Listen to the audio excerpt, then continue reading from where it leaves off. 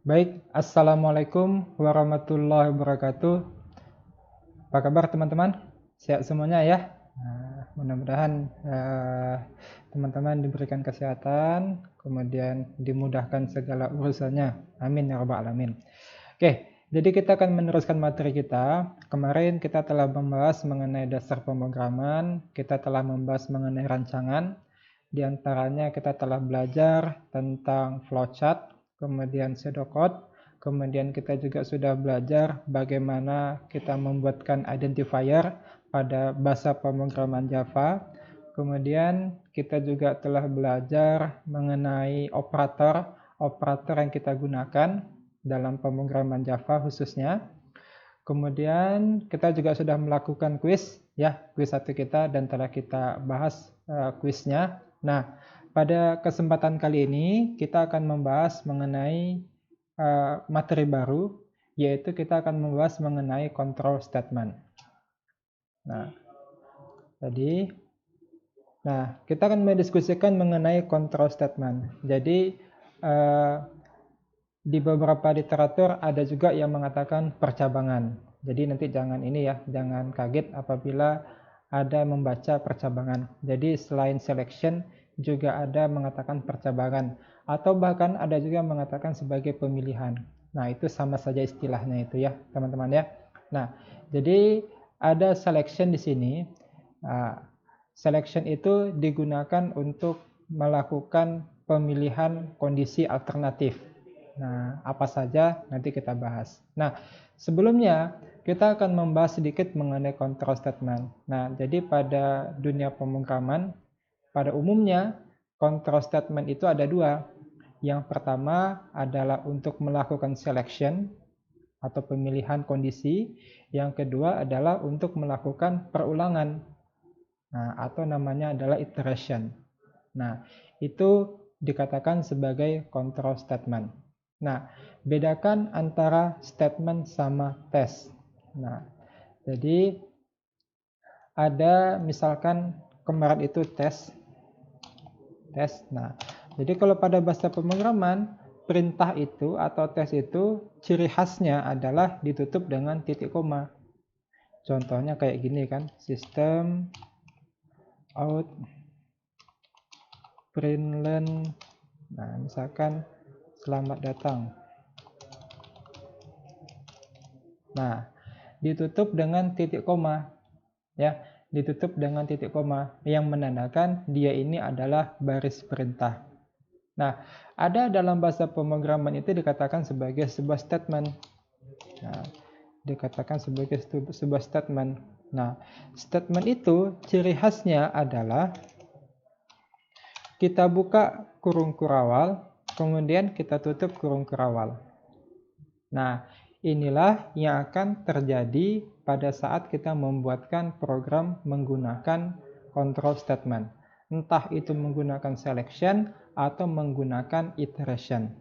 Nantinya kita akan menggunakan kurung kurawal. Nah, gitu teman-teman ya. Nanti teman-teman bisa mengidentifikasi kalau masuk praktikum dengan dosennya misalkan sudah masuk control statement. Nah, saya salahnya di mana? Kok tidak jalan-jalan? Nah, kemungkinan teman-teman menggunakan titik koma di belakang. Sedangkan seharusnya statement itu kita mesti menambahkan buka tutup kurung kurawal, bukan titik koma di belakangnya. Nah, seperti itu. Ya. Nah, jadi ini adalah tentang selection. Nah, jadi selection itu adalah suatu kondisi di mana sebuah instruksi tidak dijalankan secara sekuensial, tetapi lebih berdasarkan pada kondisi. Kondisi jika true atau kondisi jika false. Nah, jadi contoh yang sekuensial itu misalkan apabila kita menghitung luas segitiga, seperti contoh kita sebelumnya. Menghitung luas persegi panjang. Nah, jadi kan ada input panjang, lebar, kemudian ada simbol proses, luas sama dengan panjang kali lebar, kemudian ada simbol output. Output yang menampilkan hasil luasnya. Itu proses secara sekuensial. Nah, selection itu berbeda. Selection itu tidak dijalankan secara sekuensial, tetapi berjalan berdasarkan kondisi yang kita berikan. Kondisi true eksekusinya apa, kondisi false eksekusinya apa. Nah, seperti itu kurang lebih. Nah, jadi kondisi tertentu yang ditetapkan oleh pembuat program pada inti pemrograman itu selection memegang peranan yang sangat penting dalam penyusunan program. Jadi pengalaman saya itu selection itu sangat penting ya, sangat penting, sangat memiliki peranan yang sangat krusial ketika kita membuatkan program. Nah, jadi teman-teman di sini serius nih. Nah, memahami selection. Jangan sungkan bertanya, jangan malu bertanya, kemudian jangan segan bertanya. Nah, ini bagian yang paling penting ketika kita membuatkan program. Nah, jadi kita akan membahas ada 3 jenis selection, yaitu selection tunggal, kemudian ada selection ganda, kemudian ada namanya multiple selection. Nah, pada kesempatan kali ini yang akan kita bahas hanya selection tunggal dan selection ganda. Nah, jadi kita kuatkan dulu ini pemahamannya tentang selection tunggal dan selection ganda. Nah, di pertemuan selanjutnya barulah kita bahas mengenai multiple selection. Nah, multiple selection itu ada yang dikatakan sebagai multiple selection-nya, ada yang dikatakan sebagai next multiple selection. Artinya adalah multiple selection yang bersarang. Jadi dalam selection ada selection. Nah, itu bahasa sederhananya itu. Nah, jadi seperti itu teman-teman. Jadi kita kuatkan dulu nih. Kita kuatkan dulu mengenai selection tunggal dan selection ganda ini. Nah, ini penjelasan mengenai selection tunggal. Silakan dibaca. Nah, intinya ketika kita menggunakan selection tunggal, yang bekerja itu hanya satu alternatif instruksi saja yang kita jalankan. Nah, yang kita eksekusi hanyalah kondisi true-nya saja. Sedangkan kalau kondisi false itu tidak akan diproses ataupun tidak akan dijalankan oleh compiler kita. Jadi, yang dijalankan pada selection tunggal ini hanyalah kondisi apabila dia true saja. Nah, gitu teman-teman ya. Nah, ingat, saya ulangi lagi, selection tunggal itu hanya mengeksekusi apabila kondisinya true saja. Nah, sedangkan false itu tidak dieksekusi oleh compilernya. Nah, yang mana bentuk selection tunggal itu seperti ini. Nah, ini dia bentuknya, teman-teman.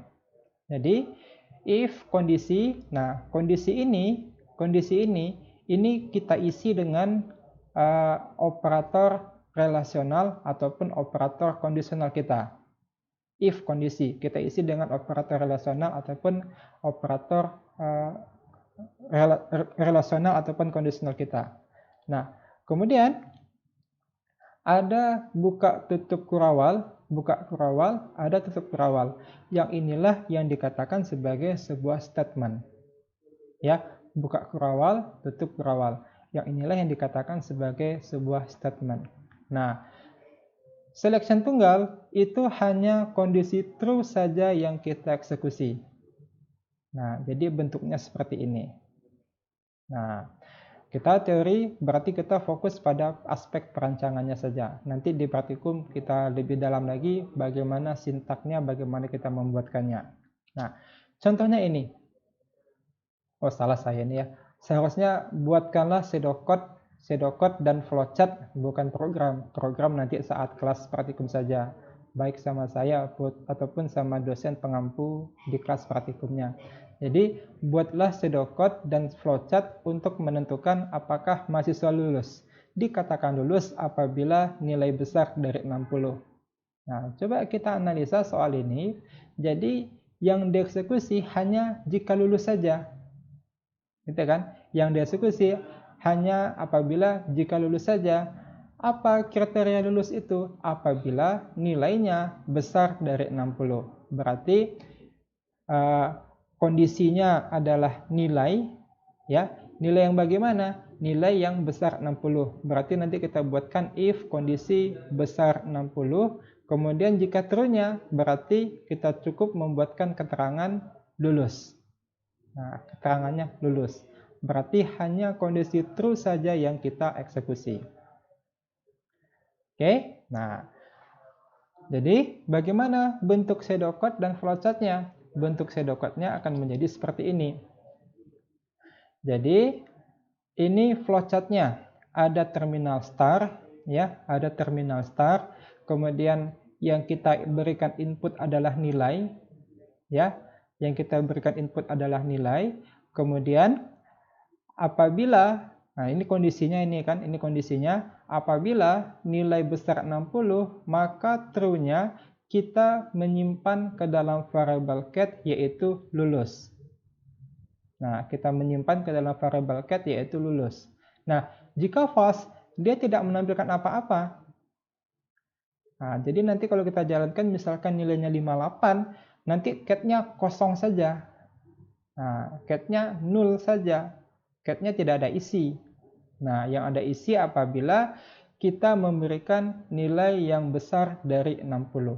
Maka muncul keterangan yaitu lulus. Nah, itu untuk flowchart-nya. Nah, bagaimana pseudocode-nya? Pseudocode-nya seperti ini, teman-teman. Jadi, di sini ada read nilai, ya. Read nilai berarti kita melakukan input nilai kita. Nah, kemudian ada selection, nilai besar 60, ada simbol decision. Berarti kita gunakan if. If nilai besar, oh salah saya ini ya, harusnya 60. Nah, nanti silakan teman-teman koreksi ya. Nah, di sini seharusnya 60 di sini, bukan 10. If nilai besar 60, maka keterangannya lulus. Nah, setelah itu print cat. Nah, jadi ingat teman-teman ya. Nah, saya coba. Oke, ini salah, ini seharusnya di sini 60 ya teman-teman ya. Nah, harusnya di sini 60 bukan 10. Nah, oke, maklum teman-teman, salah dan hilaf itu adalah fitrah manusia. Oke, itu ya teman-teman ya.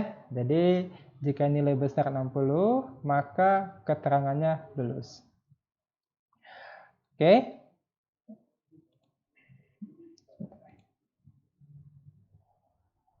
Oke, nah seperti itu. Apabila kita menggunakan selection tunggal. Ingat, hanya kondisi true saja yang kita eksekusi. Kondisi false-nya tidak kita eksekusi. Ini bentuk flowchart-nya dan ini bentuk pseudocode-nya. Oke, nah. Kita teruskan. Kita teruskan. Ini dikatakan selection ganda. Nah, selection ganda ini apabila terdapat dua alternatif instruksi yang kita jalankan. Jadi maksud alternatif itu ada alternatif jika kondisi true atau ada alternatif jika kondisi false. Nah, selanjutnya kita telah menyiapkan dua alternatif instruksi. Nah, selanjutnya dari compiler itu akan memilih salah satu dari dua alternatif tersebut. Kondisi yang terpenuhi berarti dia akan mengeksekusi kondisi true. Kondisi yang tidak terpenuhi berarti dia akan melakukan atau mengeksekusi kondisi false. Nah, jadi tidak mungkin dalam selection ganda ini baik kondisi true ataupun kondisi false akan sama-sama dieksekusi. Tetapi dia akan memilih salah satu. Yang mana yang dieksekusi? Kondisi true kah atau kondisi false kah? Nah, jadi seperti itu. Hanya salah satu saja yang dieksekusinya. Oke, nah jadi bagaimana bentuk flowchart-nya? Bagaimana bentuk sintaknya? Seperti ini.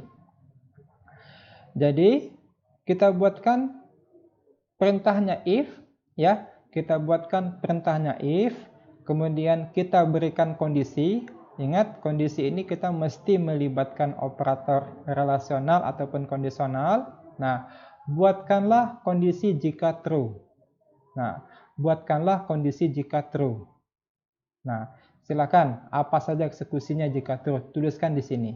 Di antara buka tutup kurawal 1 dengan tutup kurawal 1. Else, else, kemudian buka kurawal, tutup kurawal, buatkanlah kondisi jika false. Jadi kalau if pasangannya jika true, else pasangannya jika false. Nah, seperti itu teman-teman. Ya, jangan kebalik. Jika kondisi terpenuhi, berarti tuliskanlah kondisi true di sini. Ya, jika kondisinya terpenuhi, maka buatkanlah kondisi true di sini. Jika kondisi tidak terpenuhi, maka buatkanlah eksekusi jika false di sini. Nah, itu apabila kita menggunakan selection berganda. Oke, sampai di sini. Ada yang ingin ditanyakan? Ada? Oke, kalau ada silakan dibuatkan di komen atau dibuatkan di grup WA kita mengenai pertanyaannya ya teman-teman ya. Oke, kita teruskan dengan contoh. Nah, contohnya ini. Nah, jadi ini saya salah lagi nih membuatkan soalnya. Nah, jadi soalnya buatlah pseudocode dan flowchart, seharusnya di sini buatlah pseudocode dan flowchart untuk menentukan apakah mahasiswa lulus atau gagal. Nah, perhatikan. Nah, perhatikan dengan soal kita sebelumnya. Nah, soal kita sebelumnya yang kita eksekusi hanyalah kondisi jika lulus saja. Sedangkan yang ini kondisinya adalah mahasiswa lulus atau gagal. Jadi ada dua buah alternatif, kondisi lulus atau gagal. Nah, dikatakan lulus apabila nilai besar 60. Jika kecil sama dengan 60, maka dikatakan gagal. Berarti bayangan kita ada sebuah simbol decision yang menyatakan seleksi nilai besar 60 itu lulus, false-nya adalah gagal. Nah, seperti itu teman-teman analisa kita. Sehingga bagaimana bentuk flowchart-nya? Seperti ini. Nah, jadi ada terminal star ya, ada terminal star. Kemudian kita diminta untuk menginputkan nilai ya, inputkan nilai. Kemudian kita uji apakah nilainya besar 60. Jika iya, maka buatkanlah keterangannya lulus. Jika false, buatkanlah keterangannya gagal. Nah, berarti di sini baik kondisi true ataupun kondisi false akan sama-sama dieksekusi. Salah satu kondisi true ataupun kondisi false akan sama-sama dieksekusi. Nah, setelah itu munculkanlah output keterangan. Nah, Pak, tadi kan soalnya yang lulus itu adalah besar 60. Sedangkan kecil sama dengan 60 itu gagal. Kenapa tidak ada simbol decision-nya? Nah, jadi gini teman-teman. Jadi triknya ada sebuah simbol ya, ada sebuah simbol. Ingat kita memikirkan kondisi true ataupun kondisi false-nya. Nah, misalkan nih nilainya 78. True atau false? True kan? Berarti lulus dia. 63. True atau false? True dia. Nah, berarti dia lulus. Nah, sekarang kenapa kita tidak membuatkan simbol decision untuk nilai kecil sama dengan 60? Nah, alasannya berarti selain nilai yang besar 60, nilai kondisi false-nya adalah nilai yang kecil sama dengan 60. Nah, rumusnya adalah seperti ini. Ada dua buah kondisi.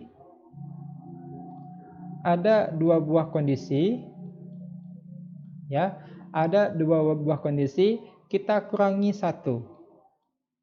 Nah, jadilah hanya satu simbol decision saja. Nah, nanti rumus ini akan kepakai sekali apabila kita sudah melibatkan multiple selection atau selection berganda. Dalam rancangan kita ada berapa buah decision yang akan kita buatkan? Ada berapa buahkah simbol decision yang akan kita gambarkan. Nah, kita rumuskan saja begini. Kondisi kurangi 1. Nah, apa dua kondisi ini? Tadi itu saya jelaskan ada yang lulus, ada yang gagal. Itu kan, lulus besar 60, gagal kecil sama dengan 60.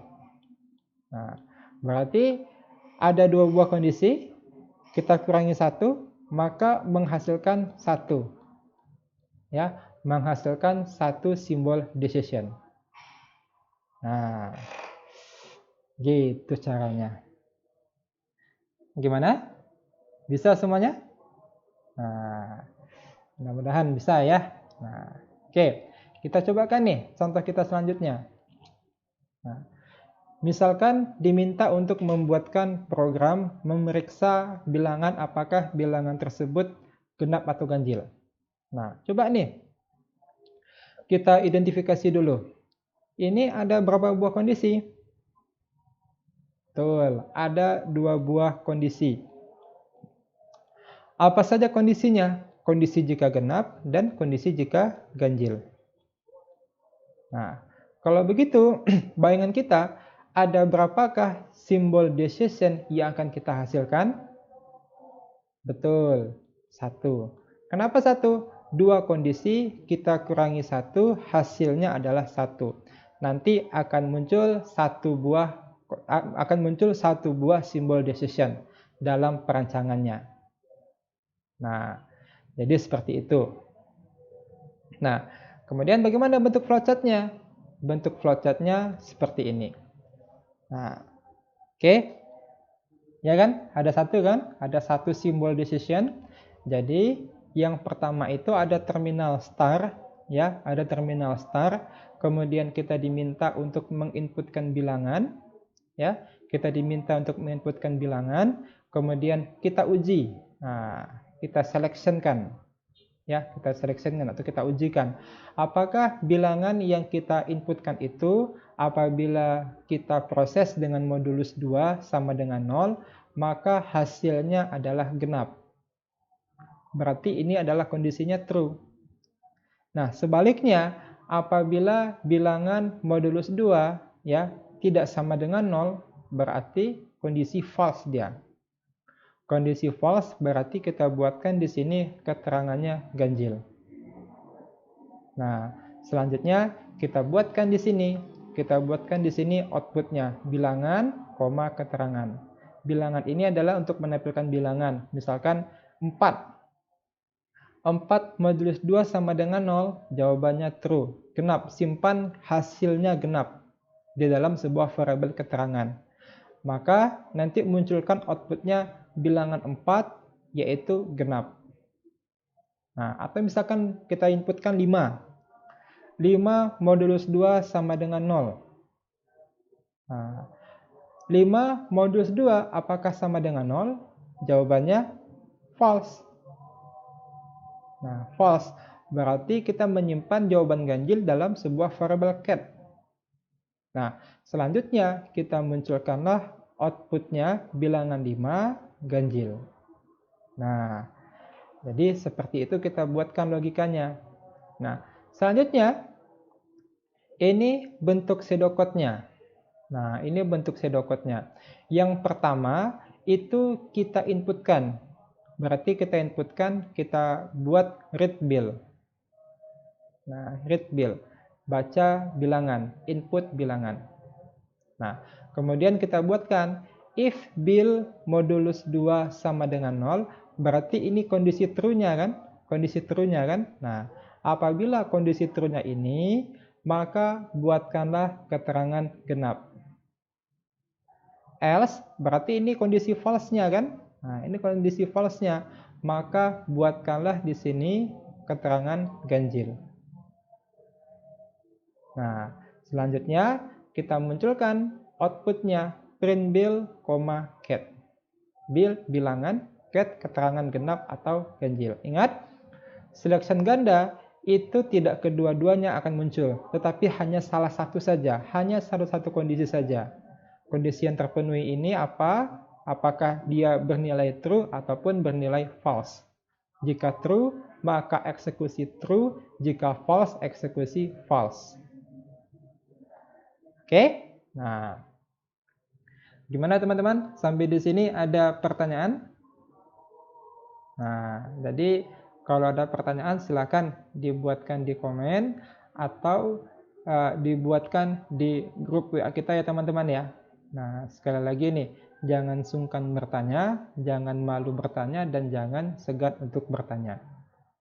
Oke, nah seperti biasa kalau video ajar ini kita ada latihan. Nah, latihan ini akan kita bahas pada pertemuan kita selanjutnya. Nah, jadi seperti ini latihannya. Ada tugas 1, 2, dan 3. Yang pertama adalah buatlah flowchart dan pseudocode untuk menentukan bilangan dari dua bilangan yang diinputkan. Oh, salah saya ini.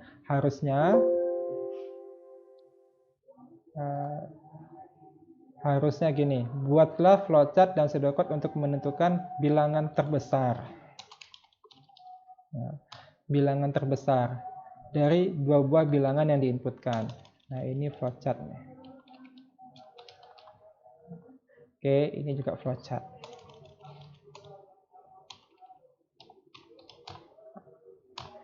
Oke, jadi